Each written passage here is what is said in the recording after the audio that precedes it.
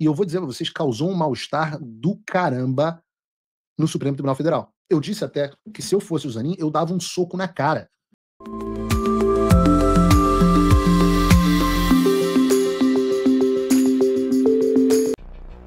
Eu quero falar um pouco, quando eu digo de fato assim, que os bastidores de Brasília e da Faria Lima, da elite política, estão muito mais animados do que parece. Me escutem, porque publicamente vocês estão vendo declarações, essa turma tranquila, mas a verdade é que tem muita coisa acontecendo por trás das câmeras. Vejam, por exemplo, essa linha do tempo interessante sobre a Lei Magnitsky. No final de semana passada, o PT entrou com uma ação do Supremo Tribunal Federal pedindo para que eles decidissem que a Lei Magnitsky não poderia mais ser aplicada no Brasil, de forma que os bloqueios e as contas e bens do Alexandre de Moraes não fossem válidos no Brasil. Essa ação acabou caindo no colo do Cristiano Zanin. E eu vou dizer para vocês, causou um mal-estar do caramba no Supremo Tribunal Federal. Eu disse até que se eu fosse o Zanin, eu dava um soco na cara do Lindbergh Farinha, por ele ter protocolado essa ação. Porque esse cara, que só é preocupado com a carreira dele, ou com as carreiras dele, meteu um tremendo num cavalo de Troia. Puta de um presente grego pro Zanin. Porque, vejam, se o Zanin decide favoravelmente ao pedido do Farinhas, fatalmente o Zanin seria, com seu belo escritório de advocacia, que foi quem o levou à posição que ele se encontra, seria sancionado pela Lei Magnitsky sem nem discussão. Número 1. E número 2, ele ia correr o risco de ou quebrar os bancos brasileiros, que iam ter que ou decidir obedecer o STF ou obedecer o OFAC americano. E aí ou os caras quebrariam obedecendo o STF, ou desobedeceriam o STF, correndo o risco de serem presos, mas desmoralizando completamente a corte. Esse era o cenário se o Zanin desse essa decisão.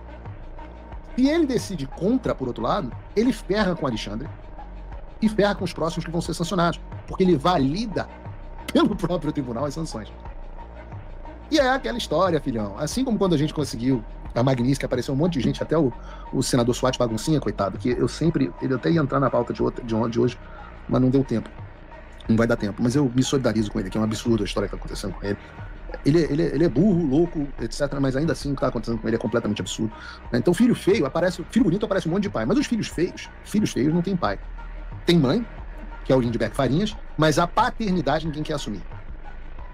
E, depois desses eventos, a Folha de São Paulo publicou uma reportagem que afirmava que o Supremo Tribunal Federal não iria proibir os bancos de aplicarem as sanções da Lei Magnitsky contra o Alexandre. Deixando claro, então, que não há mais consenso em apoio ao Alexandre dentro da corte. Obrigado, Lindbergh, por ter causado esse dissenso e essa confusão dentro da corte.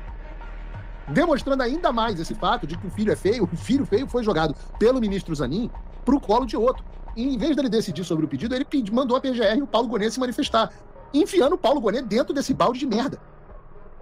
Paulo Gonet agora vai ter que assinar dizendo, não, é para facilitar a vida do Alexandre. Ou então, Alexandre, sai daí.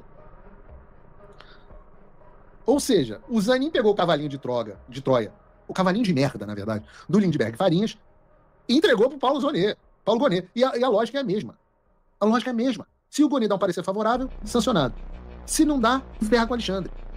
Então não tem, é muito burro, o cara tem que estar cheirado para decidir uma coisa dessa, para fazer um pedido desse. O Lindbergh e o PT ferraram com ele de uma maneira incomparável. Eu não sei, vocês me respondam no chat se vocês ficam... Você fica chateado de ver o sistema desesperado, sem saber o que está fazendo? Eu não fico, mas eu quero ver a opinião de vocês. Talvez vocês fiquem preocupados. Então, os mais de 111 mil espectadores do Paulo Figueiredo Show talvez fiquem preocupados. E tem muita coisa que eu nem posso falar para vocês, cara. Nem posso falar. Muitos bastidores que chegam aqui a gente, eu posso dizer que tem aquela musiquinha, Bruno, pra gente, aquele funkzinho maneiro, abrimos com forró hoje, mas temos... Que isso, elas estão descontroladas! Que isso, elas estão descontroladas! É muito bom. E não é só entre os ministros, não. O Donald Trump é um gênio. Porque ele conseguiu misturar todo mundo no balaio. É a classe produtiva, é o Supremo Tribunal Federal, é a classe política. Mas como é que será que anda a elite financeira? Os bancos, a Faria Lima. Meu amigo, digo para vocês que na Faria Lima o clima não está muito melhor, não. Eu digo que estão completamente perdidos. Já tem executivo grande de banco defendendo congelar tudo que o Alexandre tem no Brasil. Isso vai acontecer mais cedo ou mais tarde. Tá?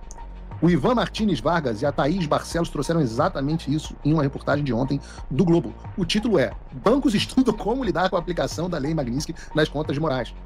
Na reportagem, eles expõem a divisão atual entre os banqueiros mais poderosos do Brasil sobre o alcance da Lei Magnitsky. Aliás, João, traduz, por favor, essa reportagem para mim, manda um PDF, que eu quero mandar ela em inglês. Mas eles dizem que já há um grupo de executivos que acredita que as instituições financeiras têm mesmo, lideradas pelo Rubinho Barrichello, que as instituições financeiras têm mesmo que encerrar todo e qualquer contrato que tiverem com o pseudo-juiz Alexandre de Moraes, e a consequência disso seria que o Alexandre não conseguiria receber nem cheque. Vai ficar, como eu antecipei, igual a Carrie Lam, de Hong Kong, do Partido Comunista Chinês, que tinha que receber tudo em dinheiro vivo. E tudo isso porque esses executivos já perceberam que, se não fizerem isso, os bancos vão sofrer punições severas. Há ainda um outro grupo que defende que apenas operações cambiais e investimentos em dólar e cartões internacionais do Alexandre sejam bloqueados. E esse grupo não entendeu, mas fiquem tranquilos, amiguinhos, porque vocês vão entender o que é a Lei Magnitsky.